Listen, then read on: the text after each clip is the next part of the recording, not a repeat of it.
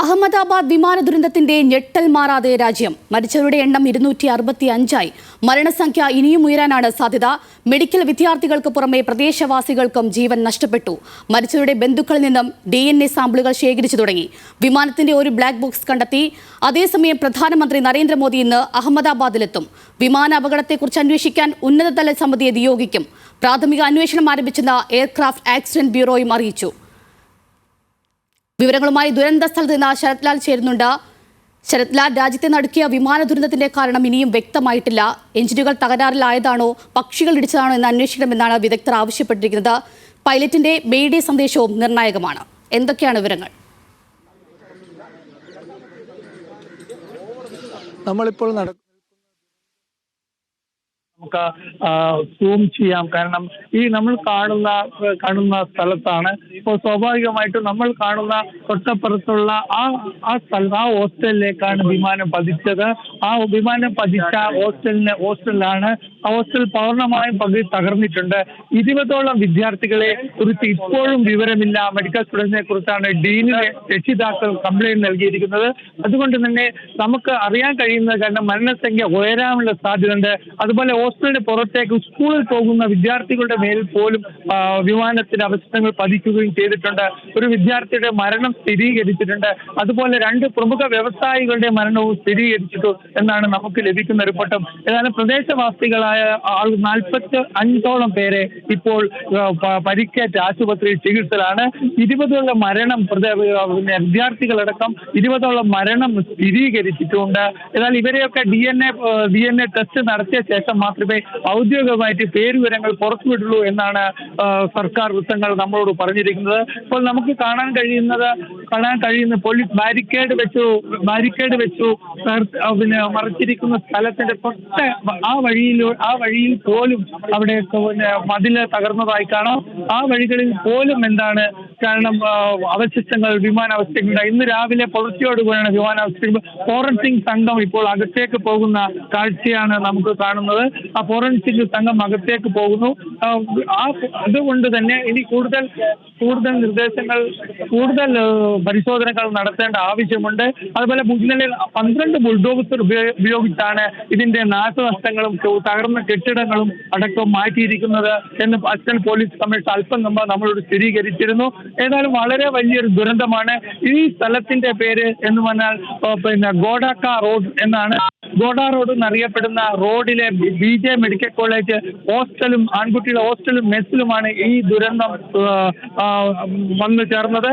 ആ മെസ്സിൽ ഉച്ചക്ക് ഭക്ഷണം കഴിക്കുന്ന സമയത്താണ് ഇത്തരമൊരു വിമാനം തന്നെ തങ്ങളുടെ മുകളിലേക്ക് പതിച്ചത് എന്നാണ് രക്ഷപ്പെട്ട വിദ്യാർത്ഥികളും അതേപോലെ തന്നെ തൊട്ടടുത്തുണ്ടായ സ്വദേശീയരായ രക്ഷപ്പെട്ട വ്യക്തികളും നമ്മളോട് ഇപ്പോൾ പങ്കുവച്ചിരിക്കുന്നത്. ഏതായാലും നമുക്കിപ്പോൾ കാണാൻ കഴിയുന്ന ഏറ്റവും പ്രധാനപ്പെട്ട കാര്യം എന്നാണ് പോലീസ് ഈ പ്രദേശം മുഴുവൻ പോലീസ് കോർഡൻ ചെയ്താണ് കളയപ്പെട്ടിരിക്കുകയാണ്. ഒരാളെ പോലും പുറത്തേക്ക് അല്ലെങ്കിൽ അകത്തേക്ക് കടത്തിവിടുന്നില്ല. അതേപോലെ ഫോറൻസിക് വിഭാഗക്കാരെ മാത്രമാണ് കടത്തുന്നത്. പോലീസ് ഇപ്പോൾ ചെയ്യുന്ന കാര്യം ചെറിയ അവശിഷ്ടങ്ങൾ പോലും എടുത്ത് ആംബുലൻസിൽ മാറ്റുക എന്നതാണ്. കാരണം ഈ വലിയ ഊഷ്മാവിലാണ് വിമാനം കത്തിയെരിഞ്ഞത് നമുക്ക് എല്ലാവർക്കും അറിയാം. അതുകൊണ്ട് തന്നെ പല മൃതദേഹങ്ങളും തിരിച്ചറിയാൻ പറ്റാത്ത ചിഹ്നവന്നമാവുകയോ കത്തിക്കരിയോ ചെയ്തിട്ടുണ്ട്. അതുകൊണ്ട് തന്നെ വളരെ പ്രധാനപ്പെട്ട ഒരു വിഷയം എന്നാൽ ആൾക്കാരെ തിരിച്ചറിയാൻ DNA ടെസ്റ്റ് മാത്രമേ ഉള്ളൂ എന്നതാണ് നമുക്ക് വ്യക്തമാക്കുന്നത്. അതുപോലെ ഇപ്പോൾ തന്നെ നിരവധി പോലീസുകാരെ നമുക്ക് കാണാൻ കഴിയും. ഇവരൊക്കെ ചെറിയ എവിഡൻസുകൾ പോലും, അതായത് ചെറിയ ശരീരഭാഗങ്ങൾ പോലും എവിടെയെങ്കിലും ഉണ്ടെങ്കിൽ അത് കണ്ടെത്തുക എന്ന ഒരു ദൗത്യവുമായിട്ടാണ് ഇപ്പോൾ പോലീസുകാർ അതിരാവിലെ തന്നെ രംഗത്തിറങ്ങിയിരിക്കുന്നത്. ഏതായാലും ബുൾഡോസർ ഉപയോഗിച്ചുള്ള ഡെബറീസ്, അതായത് കെട്ടിടത്തിന്റെ തകർന്ന ഭാഗങ്ങളൊക്കെ മാറ്റിയിട്ടുണ്ട്. നമുക്ക് ആ കെട്ടിടത്തിലേക്ക് കുറച്ചുകൂടി ക്യാമറമാൻ സൂം ചെയ്ത JCB ഇപ്പോഴും അവിടെ നിൽക്കുന്നത് കാണാം. ആ JCBയിലാണ് പ്രധാനപ്പെട്ട വിഷയം നമുക്ക് കാണാൻ പറ്റുന്നത്.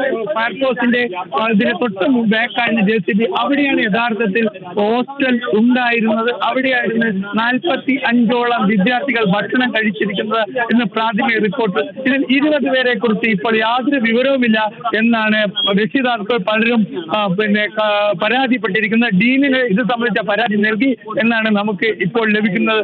ഏതായാലും ഇവിടെയുള്ള പ്രാദേശിക മാധ്യമങ്ങൾ 300 ഏറെ മരണമുണ്ടാവുമെന്ന കാര്യങ്ങളാണ് റിപ്പോർട്ട് ചെയ്തിരിക്കുന്നത്.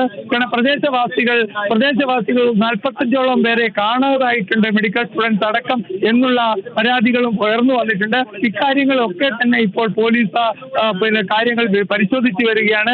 ആരൊക്കെ മിസ്സിംഗ് പേഴ്സൺസ് ഉണ്ട്? ഇത് വളരെ തിരക്ക് പിടിച്ച ഗോഡാക്ക റോഡ് എന്ന് വളരെ തിരക്ക് പിടിച്ച ഒരു റോഡാണ്. അപ്പുറത്ത് മെഡിക്കൽ കോളേജും ഈ സൈഡിലേക്ക് ഹോസ്റ്റലുകളുമുള്ള ഒരു സ്ഥലമാണ്. വളരെ കൂടുതൽ ആൾക്കാരുള്ള സമയത്താണ് ഈ ദുരന്തമുണ്ടായത് എന്നതാണ് പ്രാദേശിക പത്രങ്ങൾ നൽകുന്ന വിവരം. പ്രാദേശിക വാർത്തകളിൽ ശരിവെക്കുന്നുണ്ട്. ഏതായാലും നമുക്കിപ്പോൾ ഏറ്റവും ഒടുവിലായി പറയാൻ കഴിയുന്ന ഒരു കാര്യം, മരണസംഖ്യ ഉയരും എന്ന് തന്നെയാണ്. ഈ മരണസംഖ്യ ഉയരുന്നത് കൊണ്ട് തന്നെ നമ്മളെ സംബന്ധിച്ചിടത്തോളം മരണസംഖ്യ ഉയരും എന്നതുകൊണ്ട് തന്നെ നമുക്ക് പറയാൻ കഴിയുന്ന ഒരു കാര്യം, ഇത് കൂടുതൽ DNA ടെസ്റ്റ് നടത്തിയ ശേഷമാണ് ആരൊക്കെയാണ് ദുരന്തത്തിൽപ്പെട്ടത്. അതുകൊണ്ട് തന്നെ കാണാതായവരെ കുറിച്ച്, മിസ്സിംഗ് പേഴ്സണെ കുറിച്ച് ഒരു പോലീസ് കൗണ്ടർ തന്നെ ഇപ്പോൾ ഇവിടെ തുടങ്ങിയിട്ടുണ്ട്. ആരൊക്കെ, അതായത് 3 സ്ഥലത്ത് മിസ്സിംഗ് പേഴ്സണെ കുറിച്ച്. ഇപ്പൊ നമുക്ക് ഇതാണ് എയർപോർട്ടിൽ നിന്ന് വിമാനം പുറത്തേക്ക്. ഇവിടെ എങ്ങനെയാണ് വിമാനം തകർന്നു വീഴുന്നത്? കാരണം എയർപോർട്ടിന്റെ റൺവേയിൽ നിന്ന് വിമാനം ഉയർന്നു വരുന്നു, ഈ തൊട്ടടുത്ത ഹോസ്റ്റലിൽ പതിക്കുന്നു. ഇതാണ് ഇപ്പോൾ നമ്മൾ കണ്ട വിഷ്വൽ തന്നെ. ഇത് നമുക്ക് വ്യക്തമായി മനസ്സിലാക്കാൻ കഴിയും. അതേപോലെ തന്നെ നമുക്കറിയാൻ പറ്റുന്ന ഏറ്റവും പ്രധാനപ്പെട്ട ഒരു വിവരം, ഗുജറാത്ത് ചീഫ് സെക്രട്ടറിയും ഗുജറാത്ത് ആഭ്യന്തര സെക്രട്ടറിയും മരണസംഖ്യ സംബന്ധിച്ചിട്ടുള്ള വിവരങ്ങൾ അല്പസമയത്തിന് ശേഷം പുറത്തുവിടും. നരേന്ദ്രമോദിയുടെ സന്ദർശനത്തിന് ശേഷം പുറത്തുവിടും എന്ന് തന്നെയാണ് നമുക്കിപ്പോൾ ലഭിക്കുന്നത്. ഏതായാലും 268 മൃതദേഹങ്ങൾ കണ്ടെത്തിയിട്ടുണ്ട്. ഇതിൽ 184 തിരിച്ചറിഞ്ഞു എന്നാണ് വ്യക്തമാക്കുന്നത്. എയർ ഇന്ത്യ നൽകിയ പത്രക്കുറിപ്പിൽ വളരെ വ്യക്തതയോടെ പറഞ്ഞിരിക്കുന്നത് 242 പേരുണ്ട്, 230 യാത്രക്കാരും 12 ക്രൂവും. ഇതിൽ ഒരാൾ ഒഴിച്ച് എല്ലാവരും മരിച്ചു എന്ന വ്യക്തമായ ഒരു പത്രക്കുറിപ്പാണ് എയർ ഇന്ത്യയുടെ ഭാഗത്തുനിന്നുണ്ടായിരിക്കുന്നത്. അപകടത്തിൽപ്പെട്ട് മരിച്ച മുൻ മുഖ്യമന്ത്രി വിജയ് രൂപാണിയുടെ മൃതദേഹം തിരിച്ചറിഞ്ഞിട്ടുണ്ടോ?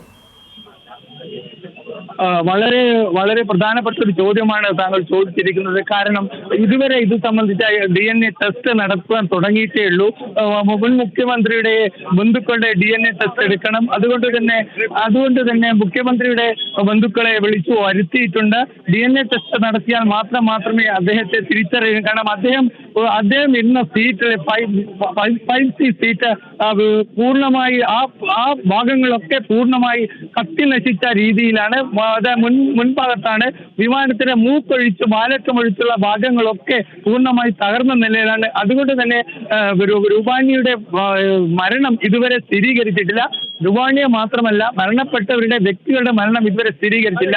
DNA ടെസ്റ്റ് നടത്തി, ബന്ധുക്കളെത്തി DNA ടെസ്റ്റ് നടത്തി, എന്നാൽ മാത്രമേ മരണം സ്ഥിരീകരിക്കാൻ കഴിയൂ. ഒരു ഔദ്യോഗികമായ ഒരു നടപടിക്രമങ്ങളാണ്. അതുകൊണ്ട് തന്നെയാണ് മരിച്ചു എന്നതല്ലാതെ മൃതദേഹം തിരിച്ചറിയുന്ന രീതിയിലേക്ക് കാര്യങ്ങൾ ഇതുവരെ എത്തിയിട്ടില്ല. അതിന്റെ കാരണം വളരെ വ്യക്തവുമാണ്. ഒരു മൃതദേഹം പോലും തിരിച്ചറിയാൻ പറ്റുന്ന പാകത്തിലുള്ള, കാരണം അതായത് വിമാന ഇന്ധനം കത്തുന്നത് വളരെ ഉയർന്ന ഊഷ്മാവിലാണ്. അത് 2000 ഡിഗ്രി സെൽഷ്യസ് വരെ ഉയർന്നാനുള്ള സാധ്യതയുണ്ട്.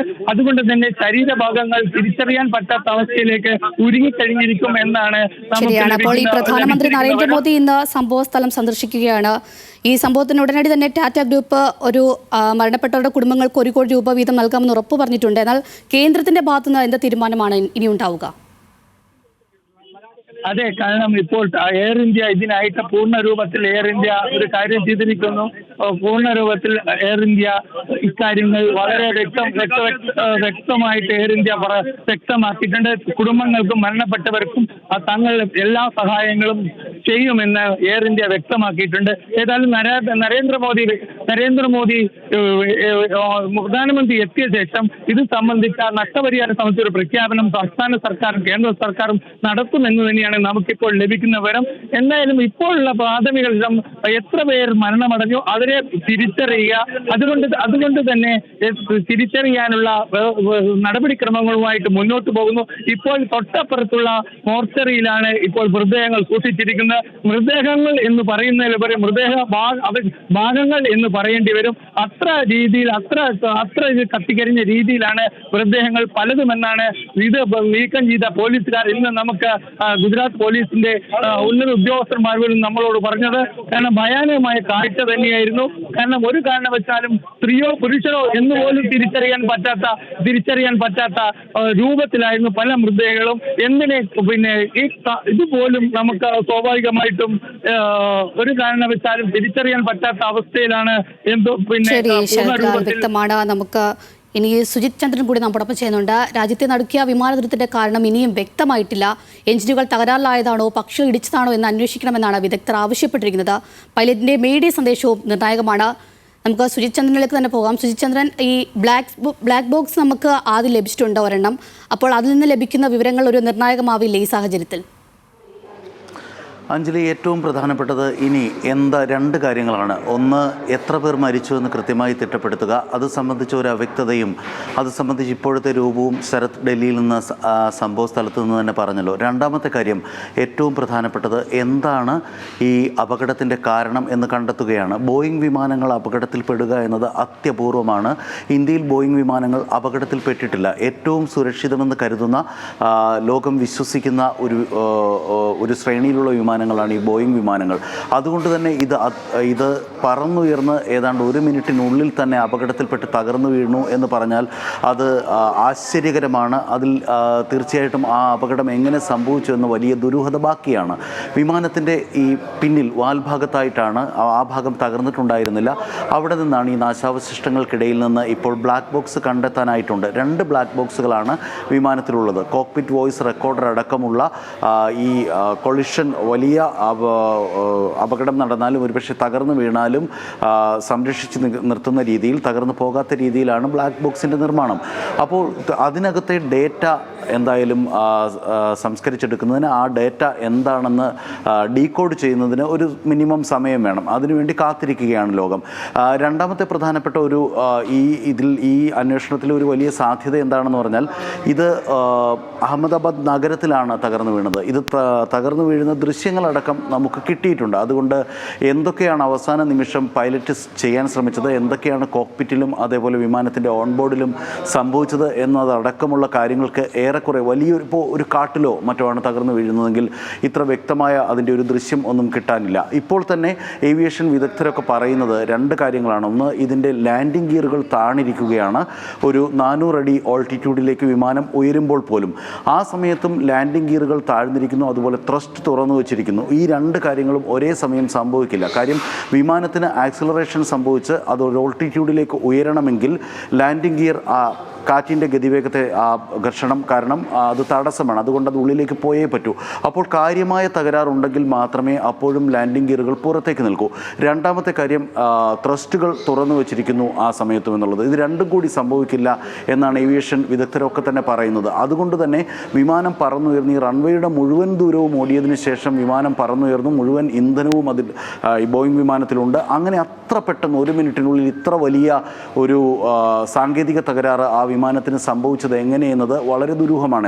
എന്തായാലും അത് അല്ലെങ്കിൽ ആ കാര്യം നിലവിലിപ്പോൾ അജ്ഞാതമാണ്. ഈ കാര്യത്തിൽ ഗൗരവമായ അന്വേഷണം രാജ്യം നടത്തുമെന്നുറപ്പാണ്. കാര്യം ഏറ്റവും സേഫായിട്ടുള്ള, ഏറ്റവും സുരക്ഷിതമായ ഒരു